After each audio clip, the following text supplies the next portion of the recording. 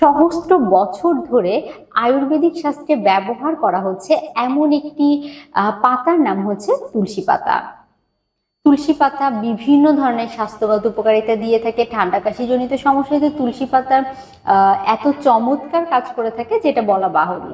এছাড়াও বিভিন্ন ধরনের স্বাস্থ্যগত উপকারিতা কিন্তু তুলসী পাতা দিয়ে থাকে। কিন্তু আপনি জানেন কি তুলসী পাতার রস যে আপনাকে আরো আপনার পার্সোনাল লাইফকে অনেক বেশি এনজয়েবল করে তুলতে পারে।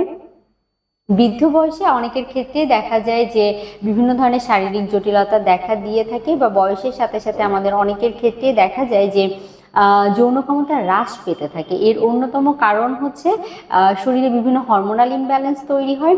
আবার অনেকের ক্ষেত্রে দেখা যায় ইনফার্টিলিটি জনিত সমস্যা, তো সেই ক্ষেত্রেও কিন্তু তুলসী পাতার রস খুব চমৎকার কাজ করে থাকে।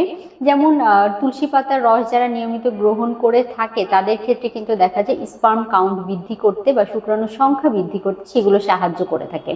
এছাড়াও টেস্টোস্টেরন হরমোনের লেভেল বৃদ্ধি করতে তুলসী পাতার রস বা তুলসী পাতা আপনি নিয়মিত গ্রহণ করতে পারেন।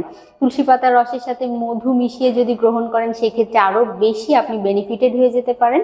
আমরা জানি কাঁচা রসুনের কথা সবসময় বলা হয়ে থাকে যে কাঁচা রসুনও খুব চমৎকার কার্যকর ভূমিকা পালন করে। তো সকালে ঘুমের থেকে উঠে কাঁচা রসুন আপনি যদি কুচি করে কেটে নেন, তার সাথে যদি মধু মিশিয়ে তুলসী পাতার রস বেটে সেটি গ্রহণ করেন, সেক্ষেত্রে কিন্তু আপনি আপনার বিভিন্ন ধরনের পার্সোনাল সমস্যাগুলো সমাধান করতে পারবেন আর আপনাকে আরো বেশি অ্যাক্টিভ করে তুলতে পারবেন। তো সেই ক্ষেত্রে যারা বিভিন্ন ধরনের পার্সোনাল সমস্যাতে ভুগে থাকেন তারা কিন্তু এগুলোর পাশাপাশি কালো জিরার সাথে তুলসী পাতার রস মিশিয়ে সকালে খালি পেটে গ্রহণ করতে পারেন। আবার তুলসী পাতা চা হিসাবে চায়ের সাথে আদা আর চায়ের সাথে গ্রিন টি এর সাথে মিশিয়ে গ্রহণ করতে পারেন, তাহলেও কিন্তু আপনি বেনিফিটেড হতে পারেন।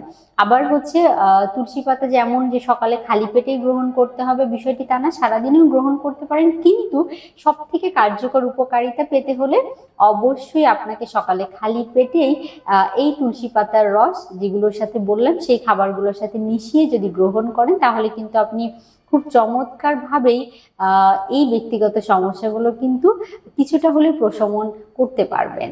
ধন্যবাদ।